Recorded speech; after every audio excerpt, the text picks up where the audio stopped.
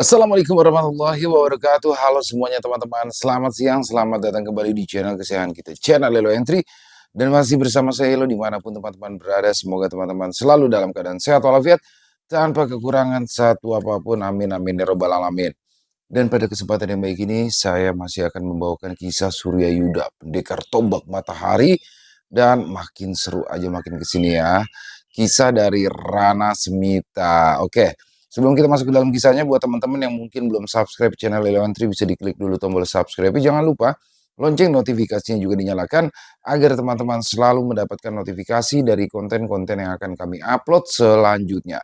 Dan untuk channel Lelo Entry, kami upload setiap hari teman-teman ya, setiap siang jam 12 siang waktu Indonesia bagian Barat. Oke, gak pakai berlama-lama lagi, pasti udah gak sabaran kan untuk masuk ke dalam kisahnya. Kita langsung saja masuk ke dalam kisahnya. Dari halaman belakang rumah Bang Ilo, kita menuju ke Jawa Tengah.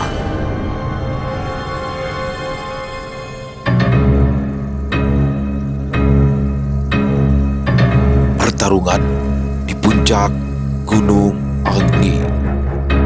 Kisah pendekar tombak matahari part 8. Sebuah mata air berbentuk seperti sumur.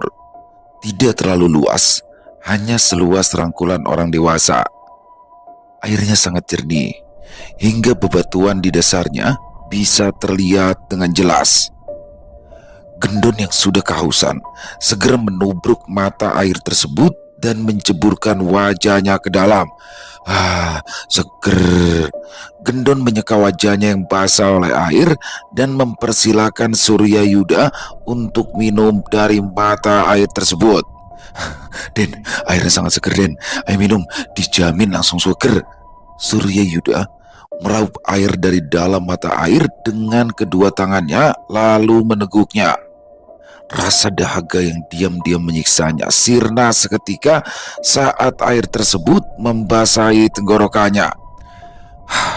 Benar-benar segar, ucap Surya Yuda dengan menganggukkan kepalanya berkali-kali. Saudari Jenggala, apa kau juga ingin minum?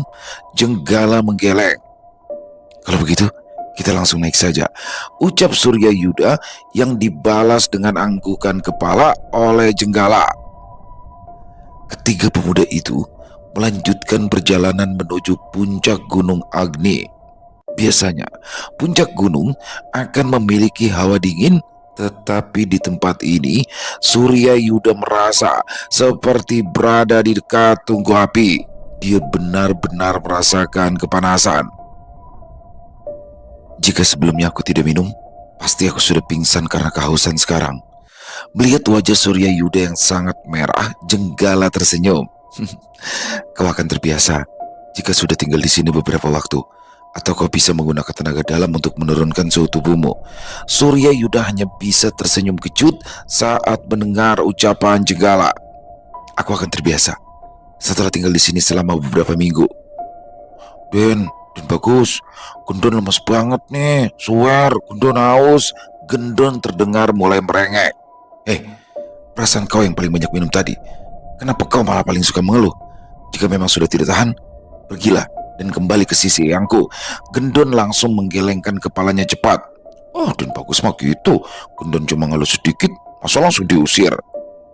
Surya Yuda yang biasanya sabar saat menghadapi Gendon karena udara panas membuatnya tidak bisa berpikir dengan jernih. Gunakan tenaga dalammu, jangan banyak mengeluh. Gendon hanya bisa memonyongkan wajahnya saat mendengar ucapan Surya Yuda. Setelah beberapa waktu, mereka akhirnya sampai di puncak Gunung Agni. Akhirnya kita sampai. Di puncak Gunung Agni, terdapat permukaan datar yang cukup luas dan digunakan sebagai perkampungan mengelilingi kawah Agni yang menyala merah. Surya Yuda terpana saat melihat bagaimana lahar yang masih mendidih itu meletup-letup seperti hendak muntah keluar.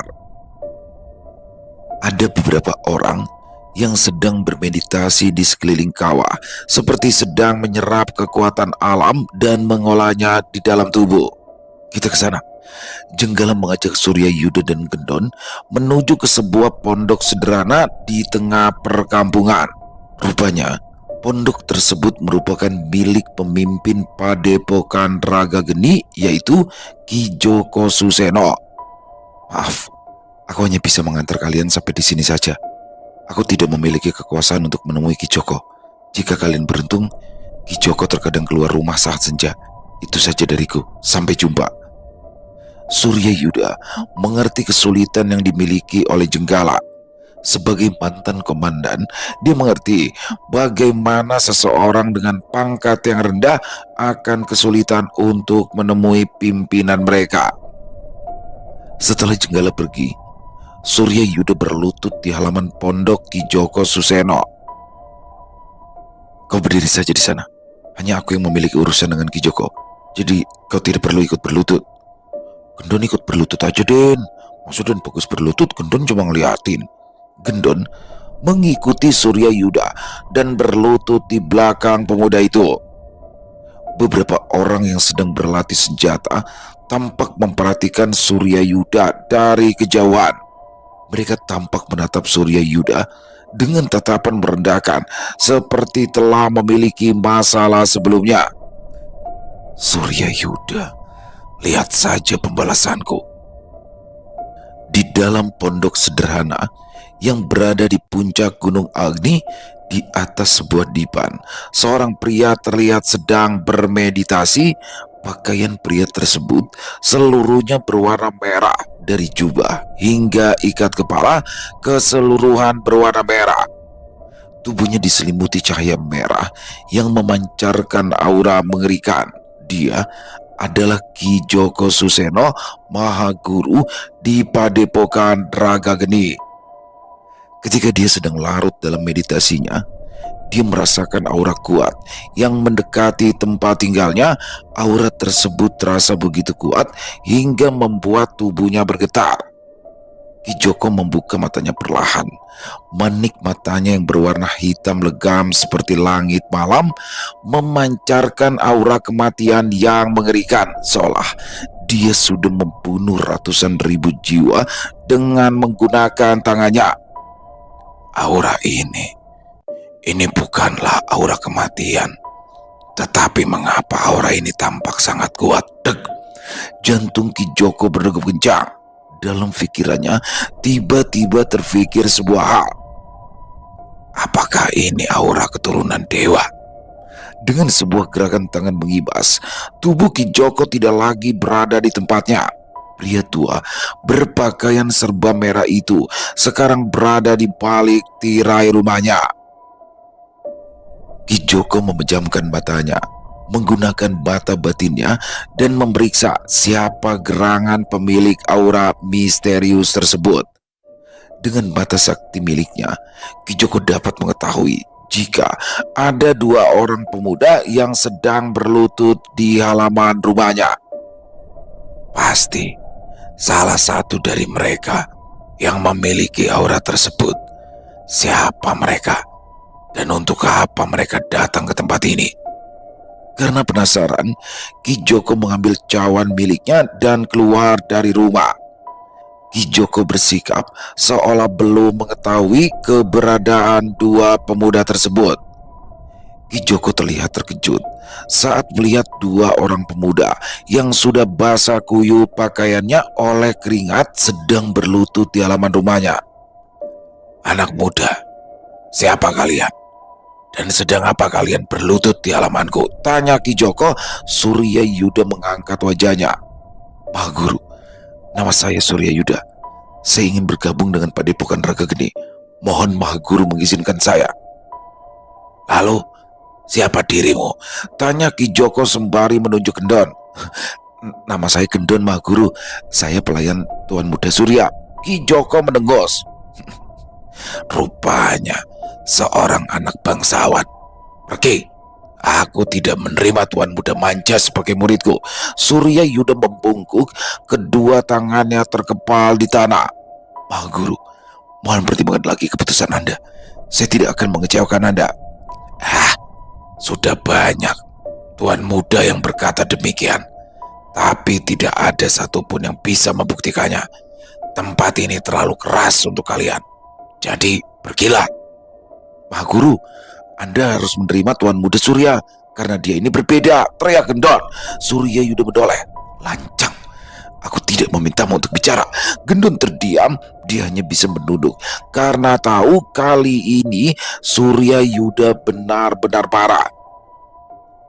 Apa yang membuatmu begitu yakin aku harus menerima pemuda ini? Tanya Ki Joko penasaran. Dia berjalan mendekati Gendon dan mencondongkan tubuhnya ke arah pemuda itu. Ya karena kami mendapat rekomendasi langsung dari Ki Arya Saloka. Bukan. Maksudku Tuan Muda Surya ini direkomendasikan langsung oleh Ki Arya Saloka. Ki Arya Saloka? Apa hubungan kalian dengan dia? Tuan Muda Surya adalah Gendon. Gendon merupakan murid dari Ki Arya Saloka Mahaguru. Gendon mengangguk saat mendengar ucapan Surya Yuda. Dia khawatir jika saat ini dia mengatakan sesuatu yang membuat Surya Yuda marah dan pemuda itu kembali mengusirnya. Murid Ki Arya Saloka. Tetapi mengapa dia berkata, jika kau adalah tuan mudanya? Tanya Ki Joko dengan tatapan tajam yang mengintimidasi kedua pemuda itu. Sebenarnya katakan dengan jelas, bentak Ki Joko. Gendon tersentak ke belakang karena terkejut dengan bentakan Ki Joko. Karena Den Bagus memang memiliki kasta yang lebih tinggi dari Gendon, jadi Gendon boleh jadi pelayannya. Surya Yuda, apa hubunganmu dengan Ki Arya Saloka? Dia orang yang bermartabat. Tidak mungkin dia mengizinkan muridnya menjadi pelayan sembarang orang. Sebenarnya Ki Arya adalah tetuaku. Dia adalah ayah dari ibundaku Mahaguru. Jadi kau adalah cucu dari Ki Arya Saloka? Tanya Ki Joko. Surya Yuda mengangguk. Benar Mahaguru, beliau adalah eyangku. Ki Joko menghampiri Surya Yuda, memegang kedua bahunya dan memintanya untuk bangun. Bangkitlah, kau sudah berlutut terlalu lama. Terima kasih Mahaguru. Panggil saja aku Ki Joko. Ki Arya Saloka merupakan kawanku. Baik Ki Joko. Surya Yuda cukup kesulitan saat berdiri karena terlalu lama berlutut yang menyebabkan kakinya menjadi mati rasa. Ternyata tidak memiliki tenaga dalam, sungguh merepotkan. Baru berlutut beberapa jam saja kakinya sudah lemas. Bagaimana jika ia mendapat hukuman untuk berlutut hingga berhari-hari? Gendon membantu Surya Yuda, tapi segera ditepis oleh pemuda itu karena masih kesal. Sementara itu, Surya Yuda menjadi merasa canggung karena perlakuan Ki Joko terlihat tidak tulus. Dia merasa perhatian yang Ki Joko berikan karena dia adalah cucu dari seorang Ki Arya Saloka. Mata Surya Yuda saat ini lebih terbuka. Ternyata kekuatan dan kekuasaan serta latar belakang merupakan suatu keberuntungan. Sebelumnya, dia tidak pernah memikirkan hal ini, atau lebih tepatnya, menganggap semua yang dia dapat adalah karena dia mampu. Namun, dengan kejadian ini, dia sadar jika latar belakang adalah hal yang sangat penting. Ki Joko mengelus jenggotnya dengan satu tangannya. Matanya masih memperhatikan Surya Yuda, seperti sedang menelisik sesuatu. Untuk Gendon, dia tidak lagi tertarik. Murid dari seorang Arya Saloka pasti memiliki bakat yang luar biasa. Selain itu, dia pasti setia kepada gurunya dan tidak mudah terpikat dengan rayuan orang lain. Jadi, dia tidak akan mengusik pemuda itu lagi. Jadi, kau adalah anak Panglima Indrayuda? Tanya Ki Joko. Benar Ki, Panglima Indrayuda adalah ayah saya. Ki Joko menampilkan senyuman yang sangat lebar. Matanya juga berbinar, aura mengerikan yang terpancar dari matanya perlahan memudar. Ayahmu adalah sosok yang hebat.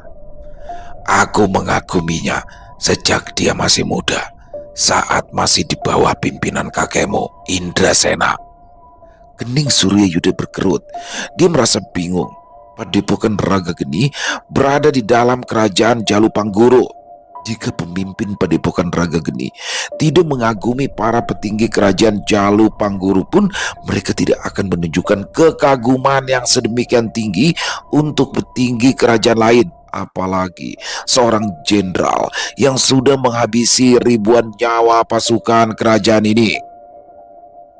Menangkap gurat kebingungan di wajah Surya Yuda, Ki Joko tertawa. Aku mengerti perasaanmu.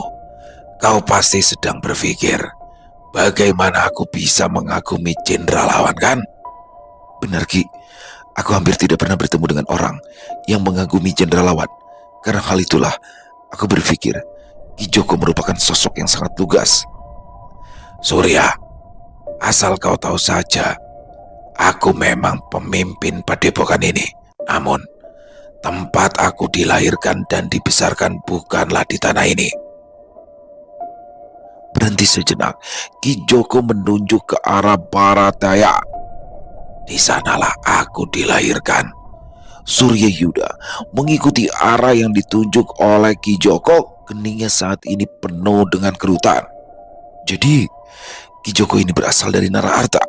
Surya Yuda hampir tidak percaya dengan kenyataan ini. Biasanya, sebuah padepokan akan memilih pemimpin yang berasal dari wilayah atau kerajaan yang sama untuk menghindari konflik di masa depan. Seumpama, di masa depan terjadi perang, mereka tidak akan bimbang untuk berdiri di pihak mana.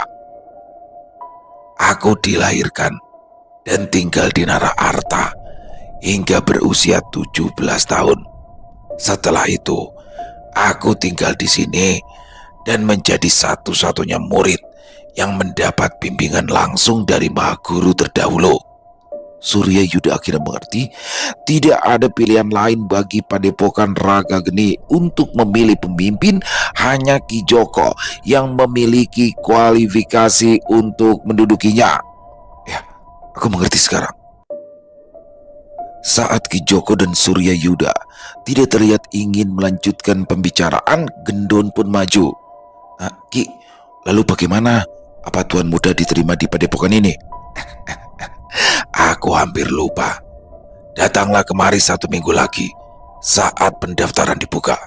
Setiap bulan kami menerima murid, tetapi harus melewati seleksi.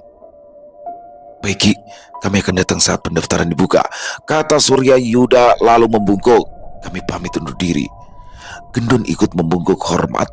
Ki Joko mengangguk dan mengibaskan satu tangannya untuk membalas penghormatan kedua pemuda tersebut. Beberapa orang pemuda yang awalnya sedang berlatih senjata meninggalkan tempat latihan mereka dan tampak berjalan melewati jalan yang dilalui Surya Yuda saat naik tadi. Surya Yuda tidak merasa curiga dan mengikuti di belakang mereka. Dalam waktu beberapa puluh tarikan nafas, bayangan mereka telah hilang sepenuhnya. Kayaknya mereka turun gunung sambil lari, ya, Den. Gendon berkata saat tidak lagi melihat bayangan para pemuda itu. Entahlah, aku sedang tidak ingin berbicara, terutama padamu. Gendon hanya mengembuskan nafas beratnya dan terus mengikuti Surya Yuda di belakangnya dengan wajah lesu. Sepertinya Gendon sudah membuat Surya Yuda benar-benar marah kali ini. Di tempatnya berada, Ki Joko menghela nafas panjang begitu melihat Surya Yuda meninggalkan puncak Agni. Sayang sekali, dia memiliki konstitusi tubuh yang sangat bagus sebagai petarung, tetapi tanpa tenaga dalam. Kemampuannya hanya sedikit di atas manusia biasa. Matahari terus bergerak ke arah barat. Semburat jingga di langit barat mulai pudar, digantikan dengan kepekatan malam. Kerimbunan hutan di Gunung Agni serta kegelapan malam rupanya cukup menyulitkan Surya Yuda dan Gendon saat menuruni puncak Agni. Untung saja ketika mereka naik, Surya Yuda meninggalkan jejak sehingga keduanya cukup terbantu. Den, kenapa kita tidak menginap di tempat Jenggala saja? Tanya Gendon. Tidak. Ya kenapa tidak gitu maksud Gendon? Kan kita bisa iri tenaga sekaligus mengenal lingkungan Raga Geni. Yang pertama, aku tidak ingin merepotkan Jenggala. Yang kedua, aku belum menjadi murid resmi di sana, sehingga kita tidak bisa melakukan hal sesuka hati kita. Jika Ki Joko mengizinkan kita menginap, dia tidak akan meminta kita kembali ke sana, tetapi langsung mempersilahkan kita untuk tinggal. Wah, jadi gitu toh. Surya Yuda terperanjat setelah menyadari sebuah hal. Sial, kenapa aku jawab pertanyaan dia? Kenapa sulit sekali untuk marah padanya? Dan tadi sebelum kita naik, Gendon lihat penginapan deh. Kita nginep di sana yuk, tanya Gendon. Atur saja, aku sedang tidak ingin banyak bicara. Aku tidak ingin banyak berpikir. Siap, nanti Gendon atur, jawab Gendon bersemangat. Mereka berdua terus berjalan dengan hati-hati. Namun baru beberapa saat mereka berjalan, Gendon tiba-tiba berhenti. Surya Yuda yang juga turut merasakan keanehan turut menghentikan langkahnya. Keluarlah, aku tidak memiliki niat mengganggu kalian. Jika ingin bicara, lakukan dengan baik-baik, teriak Surya Yuda. Gendon mengedarkan pandangannya, memperhatikan semak-semak di sekitar mereka. Sak-sak! Muncul beberapa orang pemuda yang langsung mengepung Gendon dan Surya Yuda dari berbagai arah. Gendon langsung bergerak ke belakang Surya Yuda dan berdiri saling memunggungi untuk saling melindungi. Dan bagus kenal mereka. Tidak, tetapi aku ingat kalau mereka adalah pemuda yang berjalan di depan kita tadi, balas Surya Yuda dengan suara pelan. Seorang pemuda berparas tampan yang terlihat paling menonjol, memiliki rahang yang tegas dan mata yang tajam, serta kulit sawo matang. Hanya dengan melihat penampilannya saja, orang-orang sudah tahu jika dia adalah seorang pendekar. Tatapan pemuda itu terkunci pada pedang yang menggantung di pinggang Surya Yuda. Tatapannya memancarkan kebencian yang mendalam saat ia melihat pedang tersebut. Siapa kalian? Dan mau apa kalian menghadangku? Tanya Surya Yuda. Surya Yuda, aku tidak menyangka kau akan menjemput ajalmu sendiri, ucap pemuda yang menggunakan ikat kepala dengan motif lidah api. Aku adalah Daru, orang yang akan menghabisimu. Begitu kalimat terucap, Daru memasang kuda-kuda yang langsung membuat Surya Yuda waspada. Daru maju dengan kecepatan mengerikan, mengarahkan telapak tangannya yang sudah mengeluarkan asap ke arah kepala Surya Yuda. Begitu melihat serangan tersebut, Surya Yuda menjatuhkan tubuhnya ke belakang dan bergulingan di tanah. Untuk menghindari serangan tersebut, suhu di sekitar tempat itu mulai naik karena aura yang dikeluarkan oleh Daru. Sering! Ketika Surya Yuda mendapat kesempatan untuk berdiri, pemuda itu langsung menarik pedangnya dari sarung dan menggunakan bahan pedang untuk menghalau serangan Daru. Daru menghantam Surya Yuda dengan kekuatan penuh dan berhasil menerbangkan pemuda itu dalam satu pukulan. Di sisi lain, meskipun Surya Yuda sudah menangkis serangan tersebut dengan sekuat tenaga, tetapi tanpa tenaga dalam, dirinya bukanlah apa-apa di hadapan Daru. Ketika benturan terjadi, tangannya terasa begitu panas, seperti dimasukkan ke dalam kobaran api. Apa aku akan mati di tangan pemuda ini? Hap! Gendon melompat dan menangkap tubuh Surya Yuda sebelum pemuda itu menabrak pohon yang ada di belakangnya. Dan bagus baik-baik saja? Tanya Gendon khawatir. Surya Yuda mengangguk. Dia tidak bisa mengeluarkan satu kalimat pun karena sejatinya Surya Yuda sedang menahan gejolak di dadanya. Rasa asin darah mulai memenuhi mulut Surya Yuda. Seberapa keras pun dia mencoba menelan lagi cairan tersebut, rasanya semakin banyak darah yang menggelegak keluar. Darah segar mengalir deras dari mulut Surya Yuda. Wajah pemuda itu seketika menjadi seputih kapas karena pucat. Amarah Gendon memuncak ketika melihat Surya Yuda memuntahkan darah setelah mengalirkan tenaga dalam selama beberapa saat ke tubuh Surya Yuda. Gendon melepaskan rangkulannya dari tubuh Surya Yuda. Tatapan pemuda bertubuh gempal itu menajam, mengunci Daru dalam tatapannya seolah dia adalah elang yang sedang mengunci bangsanya. Dalam satu gerakan cepat, Gendon mengambil beberapa paku di balik ikat pinggangnya dan melemparkannya ke segala arah. Ting! Ah! Raungan kesakitan mulai terdengar ketika orang-orang yang datang bersama Daru tertusuk paku yang Gendon lemparkan. Sementara itu Daru, pemuda itu menangkis paku yang Gendon lemparkan dengan belatinya. Jika aku terlambat mengeluarkan belati, sudah pasti paku itu menancap di tubuhku.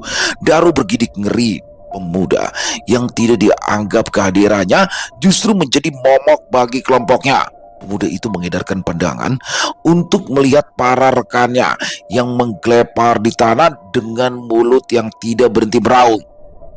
Kalau kalian macam-macam lagi, Gendon sulap jadi dendeng. Mau? Bacot, kau bisa melukai kawanku karena menyerang tiba-tiba. Gendon mendengus kesal. Kalau lemah ya tinggal ngaku lemah aja, gak usah alasan. Daru yang mendengar ucapan Gendon sebagai cemoohan menjadi tidak terima. Pemuda itu menghunuskan belatinya dan bergerak ke arah Gendon. Gerakan cepat dan lincah yang dimiliki oleh Daru nyatanya tidak menyulitkan Gendon sedikit pun. Daru memutar belatinya dan mencoba menusuk perut Gendon.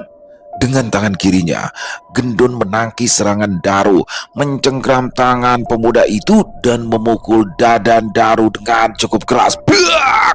Daru terpental beberapa tombak karena pukulan tersebut. Lumayan, ucap Daru seraya menyekat darah yang mengalir dari sela bibirnya. Daru menyimpan lagi belatinya, lalu ia memasang kuda-kuda. Kedua tangan Daru menyilang di depan dada dan berputar. Dari tangan pemuda itu mulai keluar asap dan hawa panas. Gendon menjadi waspada karenanya. Tapak geni, teriak Daru. Daru melompat ke arah Gendon dan mengarahkan tapak yang berisi tenaga dalam ke dada pemuda itu. Gerakannya begitu cepat hingga membuat Surya Yuda yang menonton dari jauh cukup terpana. Gendon yang sudah bersiap segera mengeluarkan tapak untuk menghadang serangan tersebut. Kedua tapak bertemu menyebabkan suara debam yang terdengar cukup jelas di telinga mereka semua. Daun-daun kering yang berserakan di dekat mereka terempas beberapa tombak jauhnya karena sapuan tenaga dalam sisa benturan. Daru bertekuk lutut di hadapan Gendon. Darah tak berhenti mengucur dari mulut pemuda itu. Kau akan menyesal. Setelah Daru dan kawan-kawannya pergi, Gendon memapa Surya Yuda dan mendudukkannya di bawah pohon besar. Den Bagus, biar Gendon periksa luka Den Bagus ya. Gendon lantas memasukkan sebuah pil ke mulut Surya Yuda dan menyalurkan tenaga dalamnya agar khasiat pil tersebut segera terasa. Dalam beberapa tarikan nafas, Surya Yuda merasa lukanya membaik. Gendon lantas menarik kembali tenaga dalamnya. Lukanya tidak membahayakan nyawa Den Bagus, tapi Den Bagus harus tetap istirahat ya. Setelah minum ini, rasa panas di dada akan berkurang. Gendon memberikan sebuah botol kecil yang berisi beberapa pil kepada Surya Yuda. Surya Yuda menerimanya dan meminum satu butir botol tersebut, lalu ia simpan di balik ikat pinggangnya. Terima kasih. Tidak perlu berterima kasih Den Bagus. Surya Yuda membetulkan posisi duduknya. Gendon, aku ingin mengatakan sesuatu. Ada apa Den Bagus? Apa ada yang masih sakit? Tanya Gendon penasaran. Surya Yuda menggeleng. Setelah melihatmu tadi, aku semakin yakin jika kau harus kembali ke sisi Eyang. Tidak ada jawaban yang Gendon berikan. Pemuda itu hanya menghembuskan nafas yang berat dan menarik tangan kanan Surya Yuda. Seolah tidak mendengar ucapan Surya Yuda, Gendon malah fokus memperhatikan tangan kanan pemuda itu. Telapak tangan kanan Surya Yuda sepenuhnya melepuh karena benturan dengan Daru. Gendon menggelengkan kepalanya. Tangan Den Bagus sampai melepuh begini, tapi pedang Den Bagus masih mulus tanpa lecet. Pasti itu senjata bagus. Surya Yuda mengalihkan pandangannya ke gagang pedang yang tergeletak di sampingnya. Benar, tidak ada goresan sedikit pun, padahal telapak tangan kanannya dipenuhi luka bakar. Pedang ini milik ayahanda yang sudah menemani perjalanannya dari beliau masih muda beberapa tahun lalu. Pedang ini disempurnakan lagi oleh seorang penempas senjata terbaik di kota raja. Padahal pedang Den Bagus kelihatan biasa aja ya. Ya, pedang milik Surya Yuda tidak tampak mencolok. Bahkan sarungnya dibuat dari kayu. Hal ini karena keinginan dari Surya Yuda. Senjata yang bagus akan menimbulkan hasrat berlebih dari pihak lawan. Jika suatu saat ada orang yang serakah dan ingin menguasai senjatanya, maka dirinya adalah orang yang paling rugi. Oleh karena itu, Surya Yuda membuat tampilan pedangnya biasa saja.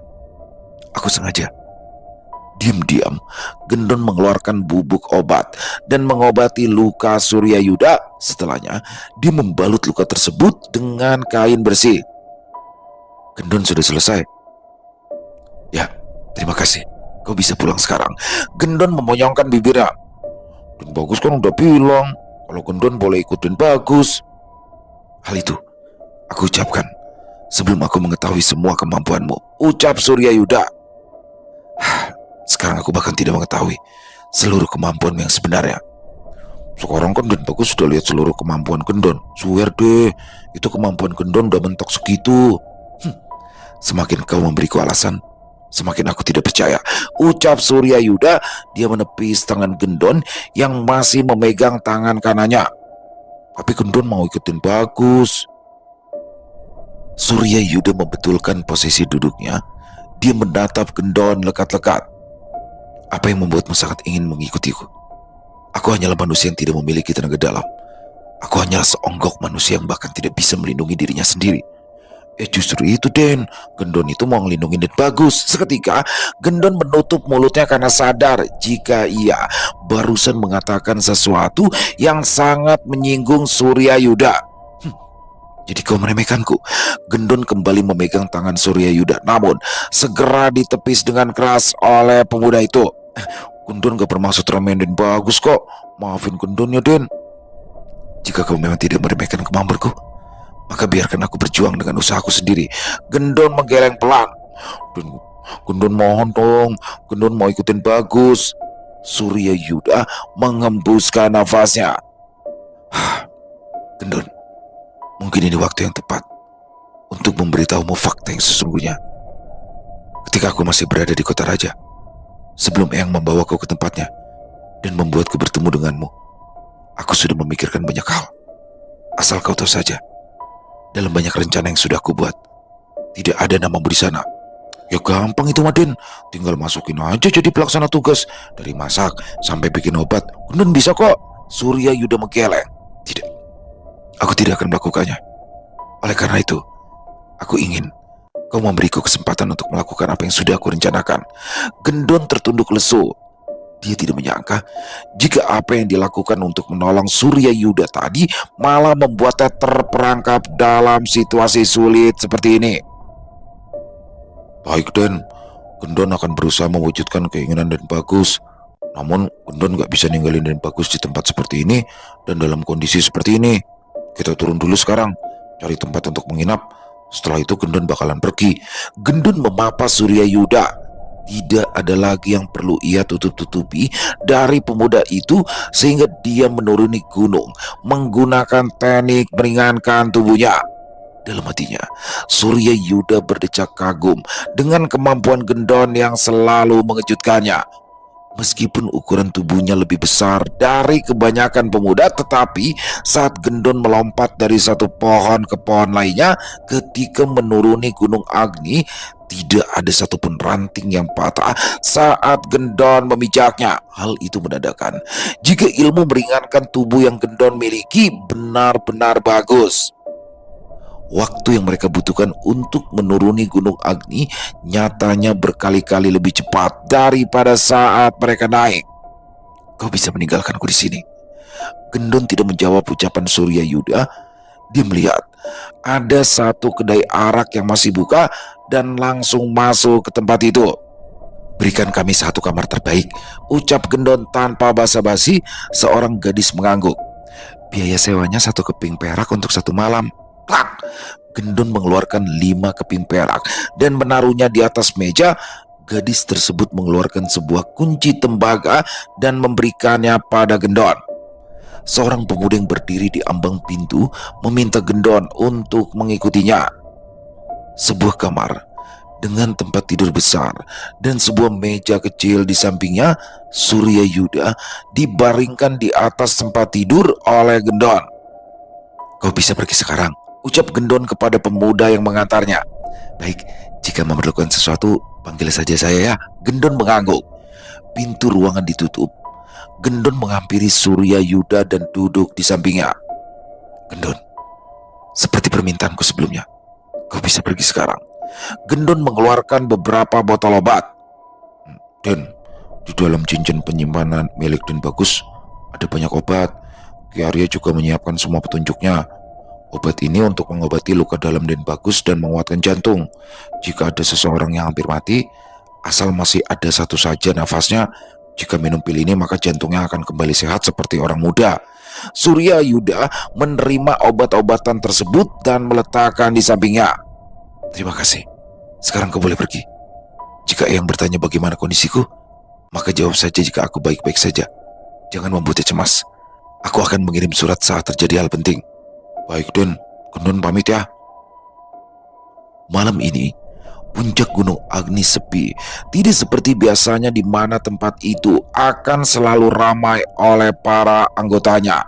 Lentera-lentera telah padam. Hawa panas yang terpancar dari kawah Agni sedikit mereda, tergantikan oleh semilir angin yang terasa hangat ketika menyapu kulit. Salah satu pondok di puncak Gunung Agni masih terang dengan suara raungan yang terdengar samar. "Daru, lihat, luka ini melepuh dan mulai menjalar kemana-mana." Pemuda yang sedang bermeditasi di sudut ruangan membuka matanya perlahan.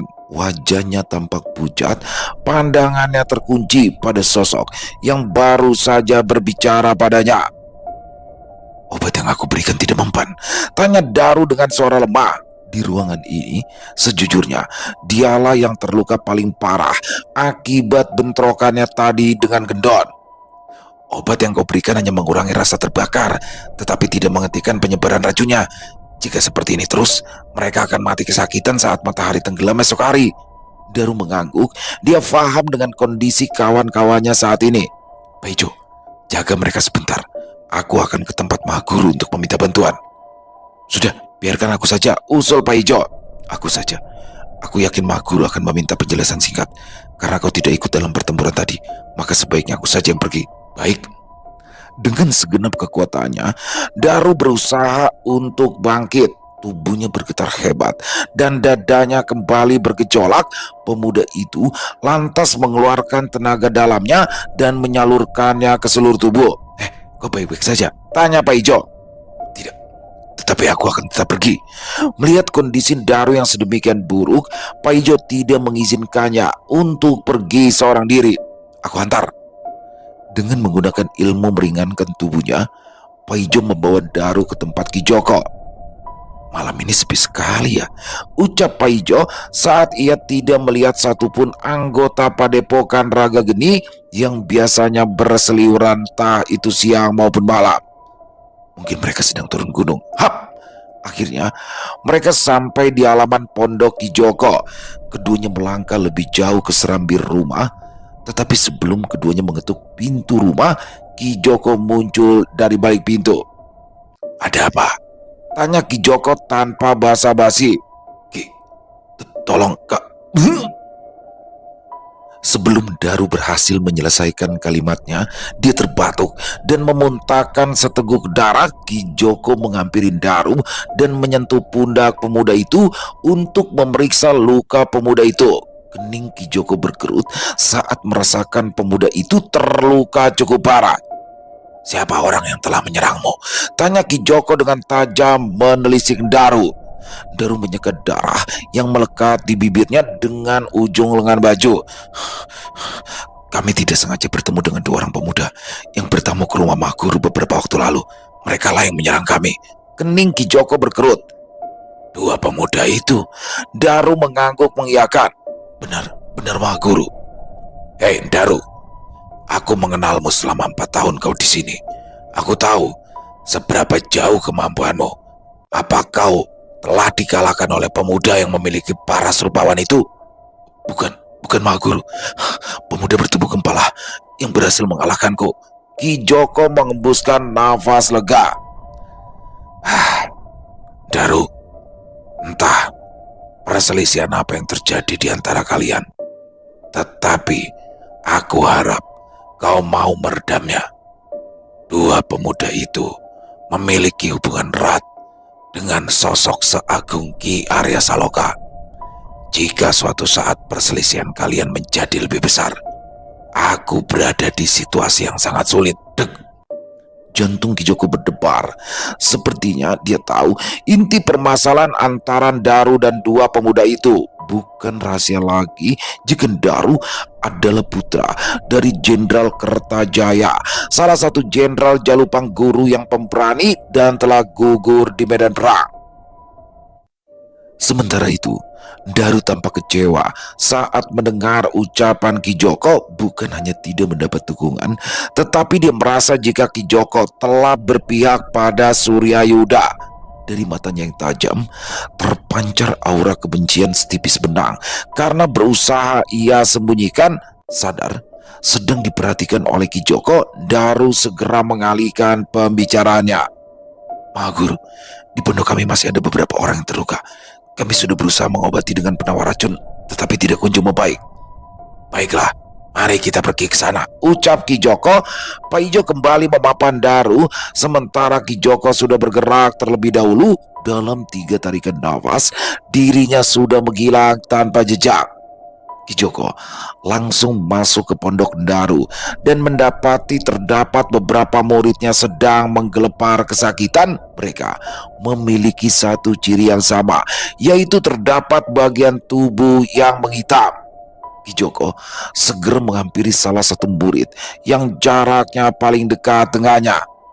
Racun ular tanah, gumam Ki Joko. Meski dia bukan seorang tabib, tetapi jika dilihat dari ciri-ciri yang ditunjukkan, yaitu kulit menghitam dan melepuh, serta rasa sakit yang berkelanjutan, maka hampir bisa dipastikan jika ini adalah racun ular tanah. Sudah berapa lama kalian terkena racun ini? Tanya Ki Joko. Hampir 2 jam, Maha Guru. Ki Joko mengangguk. Dia pergi ke dapur untuk mengambil kendi air. Beberapa saat kemudian dia keluar dengan kendi besar yang berisi air.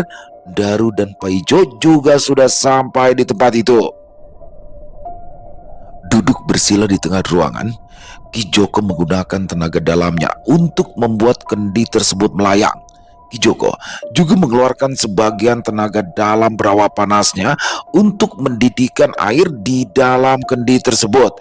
Dalam belasan tarikan nafas, kendi besar tersebut kini sudah berisi air mendidih. Ki Joko meletakkannya dengan perlahan. Paijo, bantu teman-temanmu. Paijo memapa salah satu temannya untuk mendekati Ki Joko. Racun ular tanah bersifat membusukkan. Namun dengan bantuan air panas, racun tersebut akan terurai. Pemuda yang Paijo papa gemetar ketakutan. Dia tahu hal apa yang kira-kira akan Ki Joko lakukan kepadanya. Beberapa orang pemuda yang masih terkapar di lantai menjadi cukup bertenaga untuk lari dari tempat itu. Brak! Sebelum ada di antara mereka yang berhasil kabur, pintu sudah tertutup rapat. Asal kalian tahu, jika racun ular tanah tidak segera diurai atau ditawarkan, maka bagian yang terkena racun itu harus dipotong, atau nyawa kalian yang menjadi taruhan. Ki Joko berkata dengan dingin. Dia benci dengan seorang pengecut. Biarkan aku jadi yang pertama, Maha Guru. Waskita, duduklah. Waskita duduk di samping Ki Joko. Dia lantas membuka bajunya dan memperlihatkan dadanya yang menghitam. Gunakan tenaga dalammu untuk mengunci racunnya agar tidak merusak jantung dan paru-parumu. Saya sudah melakukannya, Maha Guru. Ki Joko duduk bersila di hadapan Waskita. Tangan kirinya lurus mengarah kendi di sampingnya. Telapak tangannya menyentak ke atas. Air di dalam kendi tersebut terangkat dan melayang di udara seolah ditarik keluar oleh sesuatu. Ki Joko menarik tangannya, membuang air yang tengah melayang di udara mengikuti gerakan tangannya dan kini sedang menuju ke tempat waskita berada. Air yang melayang itu perlahan-lahan menyelimuti dada waskita. Pemuda itu menggertakkan giginya saat merasakan lukanya diselimuti air mendidih. Dalam beberapa tarikan nafas, kulit yang menghitam itu mulai terangkat. Darah mengucur dari luka yang terbuka lebar. Inti racunnya sudah hilang. Asal rutin membasuh luka ini dengan air panas yang sudah dicampuri garam, maka kau akan baik-baik saja. Ketika kau merasa tidak ada racun ular tanah yang tersisa, kau bisa menggunakan pil penyembuh untuk mengobati luka luar ini. Ketika Ki Joko keluar dari pondok mereka, Daru menatap kepergian sang Maha Guru. Suryayuda, sampai mati pun aku tidak akan melepaskanmu. Selesai. Wow, luar biasa. Gendon. Saya udah curiga dari awal nih ya. Gendon ini pasti punya kemampuan lebih, nggak mungkin dong Ki Arya Saloka menyuruh Gendon begitu saja kalau cuma jadi beban doang. Ternyata benar, Gendon ternyata memiliki ilmu kanuragan yang cukup tinggi. Bahkan dia bisa mengalahkan beberapa orang hanya dalam waktu sekejap loh. Senjatanya paku lagi, set, langsung kena semua. Dan Daru pun ketika bentrokan tenaga dalam dengan Gendon langsung down. Tapi di sini Suryayuda jadi merasa apa ya? Tersinggung dia. Jadi seolah-olah dia kayak diremehkan. Akhirnya di sini Suryayuda menyuruh Gendon pergi. Padahal Gendon ya melakukan itu membuka topengnya sengaja karena situasi udah terdesak. Kalau dia nggak begitu ya sudah selesai Suryayuda saat itu. Tapi di sini Suryayuda ingin menjalani proses ini dengan murni alami tanpa bantuan dari siapapun. Keren banget. Makin seru aja. Buat besok jangan sampai ketinggalan teman-teman ya. Dan sekali lagi terima kasih kepada Rana Smita atas kisahnya dan semoga kisah barusan bisa menghibur teman-teman semua ya, para pecinta penikmat horor misteri, lebih khususnya lagi kepada para subscriber dari channel Ilo Entry. Buat teman-teman yang suka dengan videonya bisa diklik tombol like ya, tombol jempolnya, boleh juga dibantu di share ya link videonya ini ke teman-teman yang lain agar juga ikut merasa terhibur. Buat yang punya komentar lain silakan bisa menuliskan di dalam kolom komentar ataupun hanya sekedar saling menyapa. Insya Allah kami akan menjawab satu persatu. Di akhir kata, saya Ila mengucapkan permohonan maaf apabila mungkin dalam pembawaan kisahnya barusan ada kata-kata saya yang salah ataupun ada kata-kata saya mungkin yang kurang berkenan. Saya mohon dibukakan pintu maaf yang seluas-luasnya. Sampai berjumpa lagi di konten-konten kami selanjutnya. Masih bersama saya Ilo di channel Ilo Entry. Salam sehat, sukses selalu untuk kita semua. Wassalamualaikum warahmatullahi wabarakatuh.